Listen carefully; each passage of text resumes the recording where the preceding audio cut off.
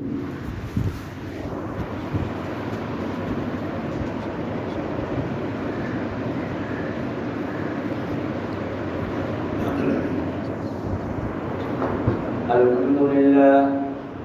لله العلي العزيز الغفار، والصلاة والسلام على سيدنا محمد النبي المختار وعلى آله وأصحابه البررة الأخيار ومن تبعهم بإحسان إلى يوم القرار.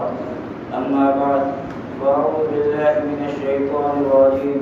بسم الله الرحمن الرحيم. إن عدة الشهور عند الله 12 شهرا في كتاب الله يوم خلق السماوات والأرض منها 4 حرم ذلك الدين القيم. صدق الله العظيم. وقال رسول الله صلى الله عليه وسلم في دعائه: اللهم بارك لنا في رجب وشعبان وبلغنا رمضان، أو كما قال عليه الصلاة والسلام. اللهم صل على محمد في أول كلامنا، اللهم صل على محمد في أوسط كلامنا، اللهم صل على محمد في آخر كلامنا. بزرگان محترم، برادران عزیز، رجب المرجب کا مہینہ چل رہا ہے اور آج اس کی 23 تاریخ ہے. یہ رجب کا مہینہ ہجرت اسلامی اور ہجری تقویم کے اعتبار سے، قمری سال کے اعتبار سے، قمری مہینوں کے اعتبار سے 7واں مہینہ ہے. یہ رجب کا مہینہ ان مہینوں میں شمار ہوتا ہے جن کو قرآن پاک نے حرمت والا مہینہ بیان کیا ہے. حرمت والے 4 مہینے ہیں: رجب، ذی القعدہ، ذی الحجہ اور محرم. ان حرمت والے مہینوں کی حیثیت اسلام سے پہلے جو تھے کہ قابل احترام اور معزز سمجھے جاتے تھے، اسلام کے بعد بھی ان کو وہی حیثیت حاصل ہے. قرآن کریم کی جو آیت مبارکہ میں نے آپ کے سامنے تلاوت کی سورۃ التوبہ کی، اس کے اندر اللہ تبارک تعالیٰ نے ارشاد فرمایا ہے کہ مہینوں کی تعداد اللہ کے نزدیک 12 مہینے ہے. اللہ کی کتاب میں یعنی لوح محفوظ میں اس دن سے جب سے اللہ نے آسمانوں اور زمینوں کو پیدا کیا ہے، اسی سے 12 مہینوں کی تعداد اللہ کے نزدیک ہے 12 مہینے. پھر فرمایا منہا 4 حرم، ان 12 مہینوں میں 4 حرمت والے مہینے ہیں. یہی دین کا سیدھا اور سادہ راستہ ہے. یہ قرآن کریم کی آیت کا ترجمہ میں نے آپ کے سامنے پیش کیا. اس آیت کریمہ کی تفسیر کرتے ہوئے احکام القرآن میں امام ابوبکر جساس رازی رحمۃ اللہ علیہ نے لکھا ہے کہ ان 4 مہینوں کی خصوصیت یہ ہے کہ جو شخص ان 4 مہینوں میں کوئی نیک کام انجام دیتا ہے، کوئی عبادت ادا کرتا ہے، تو اللہ تبارک تعالیٰ باقی مہینوں میں بھی اس کو نیک کام کی توفیق مرحمت فرماتے ہیں. اور جو شخص ان مہینوں میں یعنی ان 4 مہینوں میں کوشش کر کے اپنے آپ کو برائیوں سے اور گناہوں سے بچا لے، تو اللہ تبارک تعالیٰ باقی مہینوں میں بھی اس کو برائیوں سے بچنا آسان کر دیتے ہیں. لہذا ان 4 مہینوں سے فائدہ نہ اٹھانا یہ بہت بڑا نقصان ہے. اسی طرح معارف القرآن میں حضرت مفتی شفیع صاحب رحمۃ اللہ علیہ نے لکھا ہے اس آیت کریمہ کی تفسیر کے تحت کہ تمام علماء کا اس پر اتفاق ہے، تمام علماء کا اس پر اتفاق ہے. اسی طرح لکھا ہے کہ تمام شریعتوں کا اس پر اتفاق ہے کہ ان 4 مہینوں میں جو عبادت کی جائے اس پر سب سے زیادہ ثواب ملتا ہے، اور ان 4 مہینوں میں جو گناہ اور برائی کی جائے اس کا وبال اور عذاب بھی زیادہ ہے. پھر آگے لکھا ہے منہا 4 حرم کی تفسیر کرتے ہوئے کہ ان کو حرمت والا 2 وجہ سے کہا جاتا ہے. ایک تو اس وجہ سے کہ ان 4 مہینوں میں قتل و قتال حرام ہے، اور دوسرا اس وجہ سے کہ یہ مہینے قابل احترام اور معزز اور محترم ہے، اور ان میں عبادت کا ثواب سب سے زیادہ ہے. پہلی وجہ کہ اس میں قتل و قتال حرام ہے، شریعت میں یہ تو حکم منسوخ ہو گیا، لیکن جو دوسرا حکم ہے کہ یہ قابل احترام اور معزز اور محترم اور ان میں عبادت کے اہتمام اور ادائیگی، یہ اسلام میں اب بھی باقی ہے. الغرض ماہ رجب کی اتنی عمومی فضیلت تو ثابت ہے کہ 4 حرمت والے مہینوں میں شامل ہونے کی وجہ سے وہ سب سے زیادہ قابل احترام اور متبرک ہے، لیکن بطور خاص ماہ رجب کی فضیلت میں کوئی بھی روایت ثابت نہیں ہے۔ لیکن آج بڑے افسوس کے ساتھ یہ کہنا پڑتا ہے کہ ماہ رجب کے متعلق لوگوں کے درمیان طرح طرح کی غلط فہمیاں پیدا ہو گئی ہے۔ اس کی حقیقت سمجھ لینے کی ضرورت ہے۔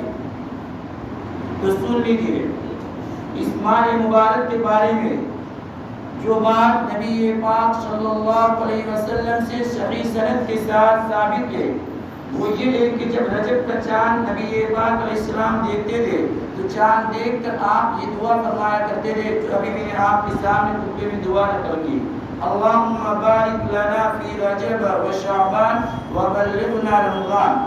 اے اللہ ہمارے لیے رجب اور شعبان کے مہینے میں برکت عطا فرمائیے اور ہمیں رمضان تک پہنچا دیجیے، یعنی ہماری عمر اتنی کر دیجیے کہ ہم اپنی زندگی میں رمضان مبارک کو پا لیں۔ گویا کہ پہلے سے رمضان مبارک کی آمد کا اشتیاق تھا۔ یہ دعا نبی پاک صلی اللہ علیہ وسلم سے صحیح سند کے ساتھ ثابت ہے، اس لیے یہ دعا کرنا سنت ہے۔ اگر کسی نے شروع رجب میں دعا نہ کی ہو تو اب یہ دعا کر لیں۔ اس کے علاوہ اور چیزیں جو عام لوگوں میں مشہور اور معروف ہو گئی ہے اس کی کوئی حقیقت اور کوئی بنیاد نہیں۔ مثال کے طور پر 27 رجب کی شب کے بارے میں یہ مشہور ہو گیا کہ یہ شب معراج ہے، اور اس شب کو بھی اسی طرح گزارنا چاہیے جس طرح شب قدر گزاری جاتی ہے، اور شب معراج کی بھی وہی فضیلت سمجھی جاتی ہے کم و بیش جو شب قدر کی سمجھی جاتی ہے۔ بلکہ حضرت مفتی تقی عثمانی صاحب دامت برکاتہ نے اپنے مواعظ میں لکھا ہے کہ میں نے تو بعض جگہ یہاں تک لکھا ہوا دیکھا کہ شب معراج کی فضیلت شب قدر سے بھی زیادہ ہے، اور اس سے بھی آگے بڑھے۔ پھر اس رات میں لوگوں نے نماز نمازوں کے کیا کیا خاص طریقے مشہور اور معروف کر دیے کہ اس رات میں اتنی رکعتیں پڑھی جائے اور ہر رکعت میں پورا خاص صورتیں پڑھی جائے، خدا جانے کیا کیا تفصیلات لوگوں میں معروف اور مشہور ہو گئی۔ اچھی طرح سمجھ لیجئے کہ یہ سب بے بنیاد باتیں ہیں، شریعت میں نہ اس کی کوئی اصل ہے نہ کوئی بنیاد ہے۔ سب سے پہلی بات تو یہ ہے کہ 27ویں رجب کے بارے میں یقینی طور پر نہیں کہا جا سکتا کہ یہ وہی رات ہے جس میں نبی پاک صلی اللہ علیہ وسلم معراج کی تشریف لے گئے، کیونکہ اس باب میں مختلف روایات ہیں۔ بعض روایتوں میں آتا ہے کہ نبی پاک صلی اللہ علیہ وسلم ربیع الاول کے مہینے میں معراج پہ تشریف لے گئے، بعض روایتوں میں رجب کا ذکر ہے، بعض روایتوں میں کوئی اور مہینہ بیان کیا گیا ہے۔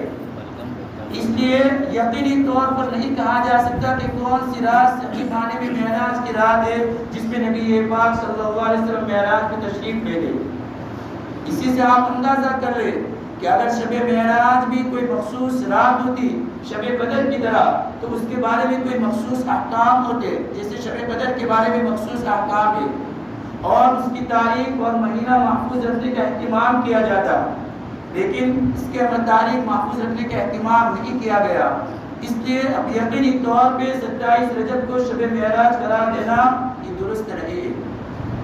چلو بالفرض ہم تسلیم کر لیتے ہیں کہ نبی پاک صلی اللہ علیہ وسلم 27 رجب کو معراج پہ تشریف لے گئے، جس میں یہ عظیم الشان واقعہ پیش آیا کہ اللہ تبارک تعالیٰ نے نبی پاک صلی اللہ علیہ وسلم کو مقام قرب عطا فرمایا، جس میں نبی پاک صلی اللہ علیہ وسلم کو اللہ نے اپنی بارگاہ میں حاضری کا شرف بخشا، امت کے لیے نمازوں کا تحفہ بھیجا۔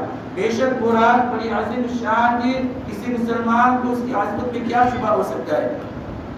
الغرض یہ واقعہ معراج سن نبی 5 میں پیش آیا، یعنی نبی پاک صلی اللہ علیہ وسلم کے نبی بننے کے 5ویں سال بعد یہ واقعہ پیش آیا۔ اس کا مطلب یہ ہے کہ اس واقعے کے بعد نبی پاک صلی اللہ علیہ وسلم تقریباً 18 سال تک اس دنیا میں حیات رہے، لیکن ان 18 سال کے دوران یہ کہیں ثابت نہیں کہ نبی پاک علیہ السلام نے اس رات کے بارے میں کوئی خاص حکم دیا ہو، یا اس رات کو منانے کا اہتمام فرمایا ہو، یا اس رات کے بارے میں یہ فرمایا ہو کہ اس میں جاگنا زیادہ اجر و ثواب کا باعث ہے۔ نہ تو آپ کا کوئی ایسا ارشاد ثابت ہے، نہ آپ کے زمانے میں اس رات میں جاگنے کا اہتمام ثابت ہے، نہ تو آپ جاگے، نہ صحابہ کرام کو اس کی تاکید کی، نہ صحابہ کرام نے اپنے طور پر اس کا اہتمام فرمایا۔ اور آگے بڑھی، اس کے بعد نبی پاک صلی اللہ علیہ وسلم جب دنیا سے تشریف لے گئے تو تقریباً 100 سال تک صحابہ کرام اس دنیا کے اندر موجود رہے۔ اس پوری صدی میں کوئی ایک واقعہ بھی ایسا ثابت نہیں کہ جس میں صحابہ کرام نے 27 رجب کو خاص اہتمام کر کے منایا ہو۔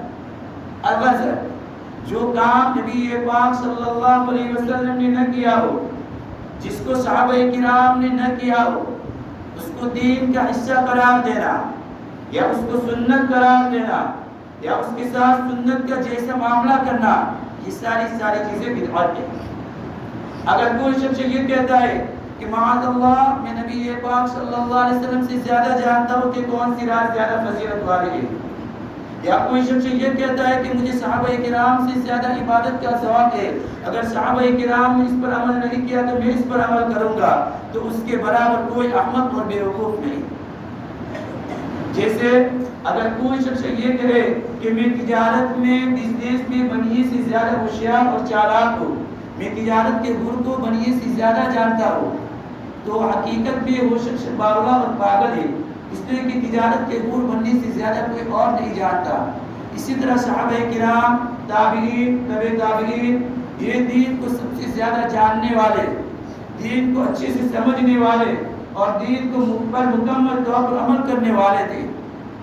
اب اگر کوئی شخص یہ کہتا ہے کہ میں ان سے زیادہ دین کو جانتا ہوں، میں ان سے زیادہ دین کی سمجھ رکھتا ہوں، یا مجھے ان سے زیادہ عبادت کا شوق ہے، تو حقیقت میں وہ شخص پاگل ہے، وہ دین کی فہم نہیں رکھتا۔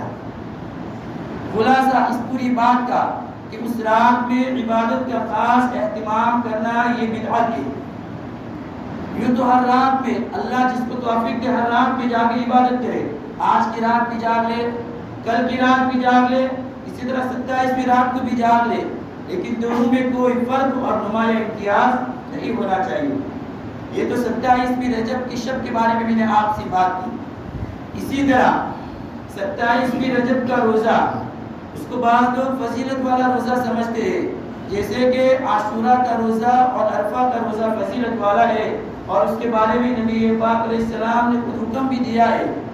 تو اسی طرح یہ سمجھتے ہیں کہ 27ویں رجب کا روزہ بھی فضیلت والا ہے، اور بعض کتابوں میں تو یہاں تک لکھا ہے کہ یہ ہزاری روزہ ہے۔ ہزاری روزہ کا مطلب کہ ایک روزہ 1000 روزوں کے برابر ہے۔ سن لیجئے کہ ایسی کوئی روایت صحیح سند کے ساتھ نبی پاک صلی اللہ علیہ وسلم سے ثابت نہیں ہے، بلکہ حضرت عمر فاروق رضی اللہ عنہ کے دور خلافت میں جب بعض لوگ 27 رجب کا خاص اہتمام کر کے روزہ رکھنے لگے، جب حضرت عمر فاروق رضی اللہ عنہ کو پتہ چلا کہ لوگ 27 رجب کا خاص اہتمام کر کے روزہ رکھنے لگے، تو فوراً وہ اپنے گھر سے نکل پڑے، کیونکہ ان کے یہاں تو دین میں ذرا ادھر یا ادھر ہونا ممکن نہیں تھا۔ چنانچہ وہ فوراً اپنے گھر سے نکل پڑے اور ایک ایک شخص کے پاس جا کر زبردستی اس سے فرماتے کہ میرے سامنے کھانا کھاؤ، اور اس بات کا ثبوت دو کہ تمہارا روزہ نہیں ہے۔ یا آپ نے اس لیے کیا تاکہ لوگوں کو یہ خیال نہ ہو کہ آج کا روزہ زیادہ فضیلت والا ہے۔ جسے عام دنوں میں روزہ رکھا جاتا ہے، اسی طرح اس دن میں روزہ رکھنا چاہیے۔ یہ حضرت عمر فاروق رضی اللہ عنہ نے اس لیے کیا تاکہ بدعت کا سد باب ہو اور دین میں اپنی طرف سے کوئی زیادتی نہ ہو۔ اسی سے ایک بات ہم کو یہ بھی سمجھ میں آئی، آج بعض لوگ یہ اعتراض کرتے، سوال کرتے کہ اگر ہم نے اس رات میں جاگ کر عبادت کر لی، اگر ہم نے اس رات میں جاگ کر عبادت کر لی اور دن میں روزہ رکھ لیا تو کون سا ہم نے گناہ کیا؟ کیا ہم نے چوری کر لی؟ کیا ہم نے شراب پی لی؟ کیا ہم نے برائی کا کام کیا؟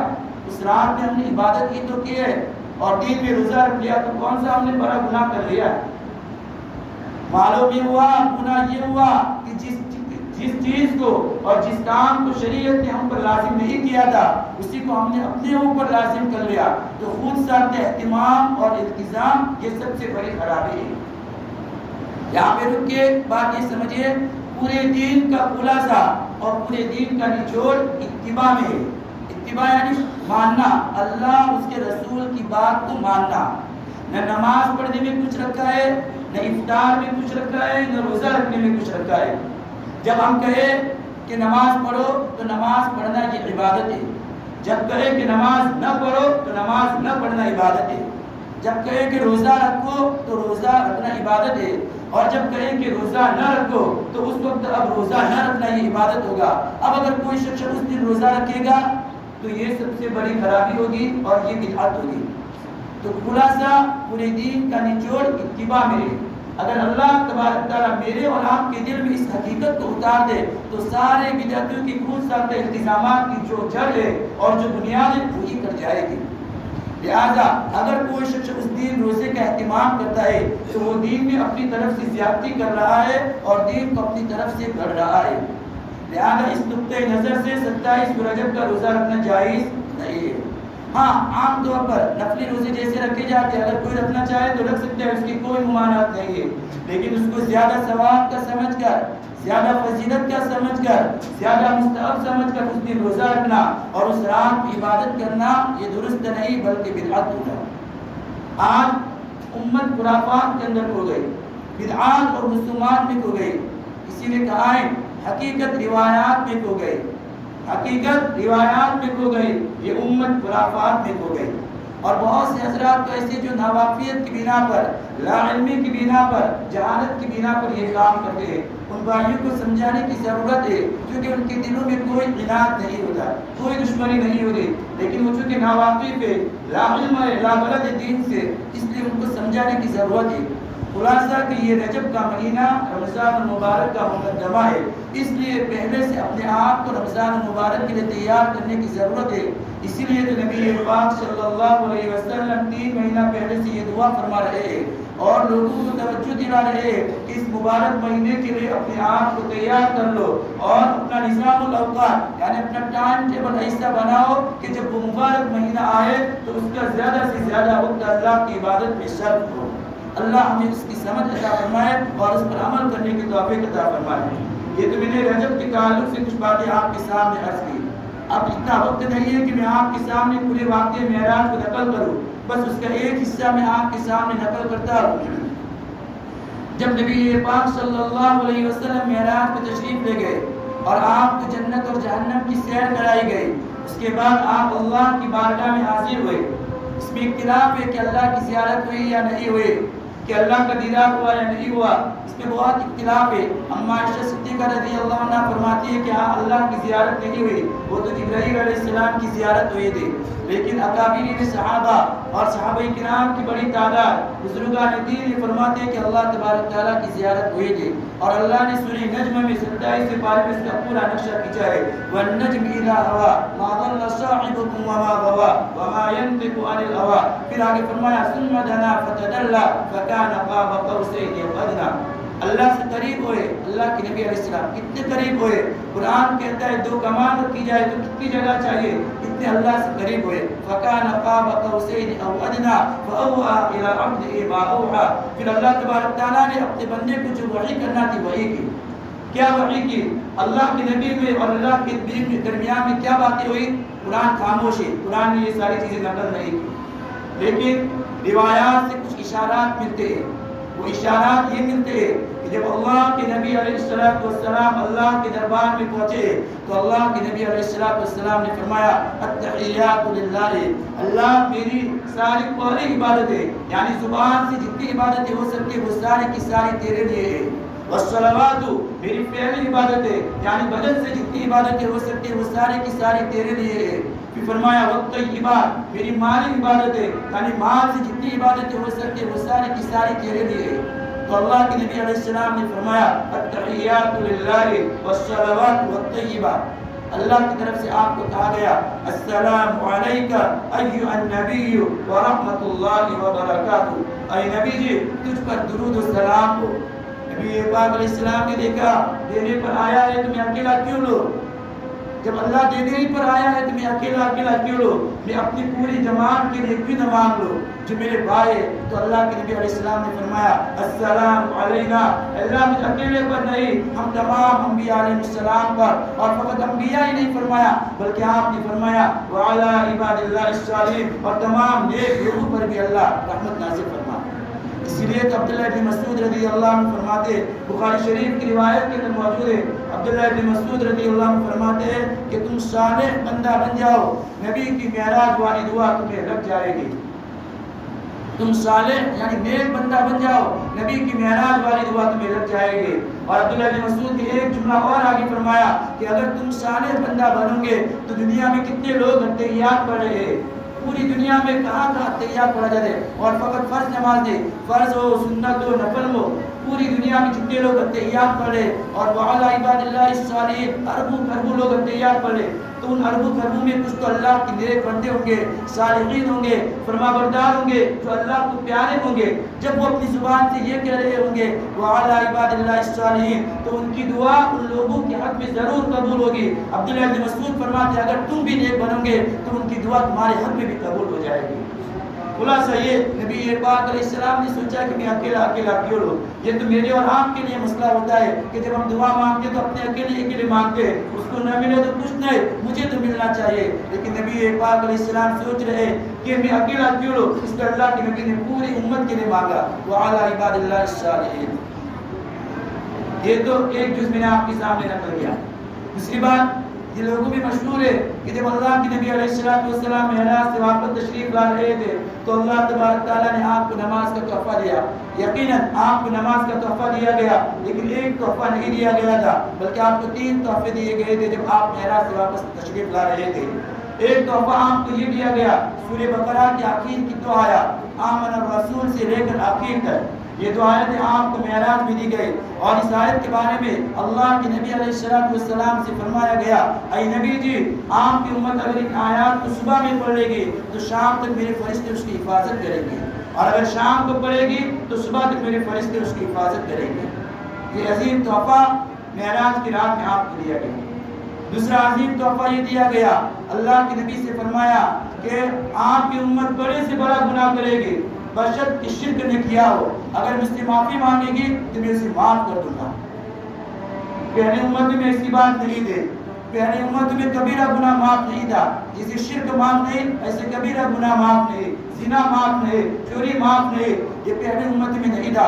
لیکن میرے نبی کی برکت سے اللہ نے اس امت کو بہت نوازا ہے. تو اللہ نے فرمایا اپنے نبی سے آپ کی امت بڑے سے بڑا گناہ کرے گی بشرط کہ شرک نہ کیا ہو اور سکرات کا عالم شروع نہ ہوا ہو، اگر مجھ سے معافی مانگے گی تو میں اسے معاف کر دوں گا. یہ عظیم تحفہ نبی کی برکت سے اللہ نے اس امت کو بھی مدد فرمایا. اور تیسرا عظیم تحفہ اللہ نے نماز کا دیا. یہاں پہ ایک سوال جو ذہن میں آتا ہے، بس اس سوال کو نقل کر کے اور جواب نقل کر کے میں اپنی بات ختم کر دوں گا کہ اللہ تبارک تعالیٰ نے معراج ہی کے موقع پر نماز کیوں دی.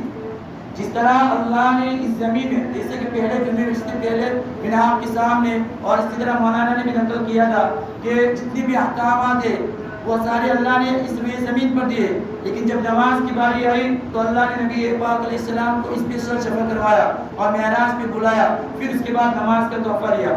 تو جیسے اللہ تبارک تعالیٰ اسی زمین پر آپ کو روزے دیے، آپ کو زکوٰۃ دی گئی، حج کے مسائل دیے گئے، تو آپ کو نماز بھی اسی روئے زمین پر دے دیتا. لیکن آپ کو باقاعدہ اس کے لیے سفر کروایا گیا، پھر آپ کو نماز دی گئی. اس کی کیا حکمت ہے؟ اس کی حکمت یہ کہ اللہ کے حبیب کو اللہ کی درباری اور حضوری نصیب ہوئی.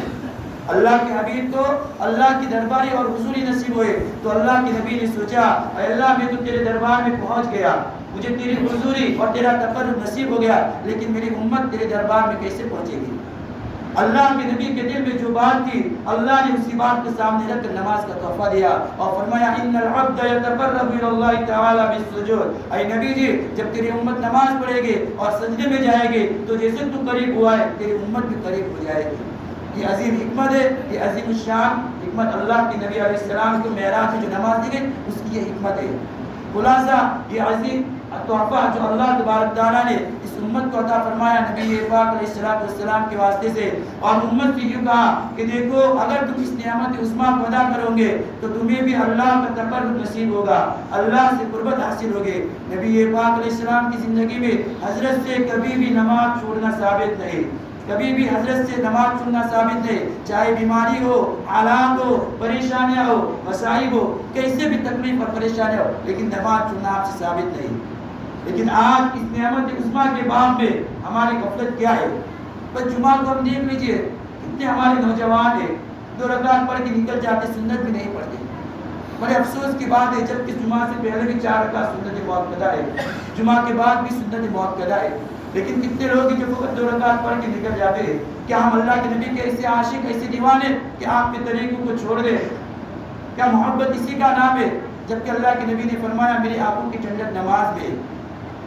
جو باتیں آپ کے سامنے کہی گئی اور پیش کی گئی معراج کے تعلق سے، اور معراج کے اندر جو خرافات رواج پا گئی اس کے تعلق سے، اللہ تبارک تعالیٰ مجھے بھی اور آپ کو بھی اور امت کو اس پر عمل کرنے کی توفیق عطا فرمائے. وآخر دعوانا الحمدللہ.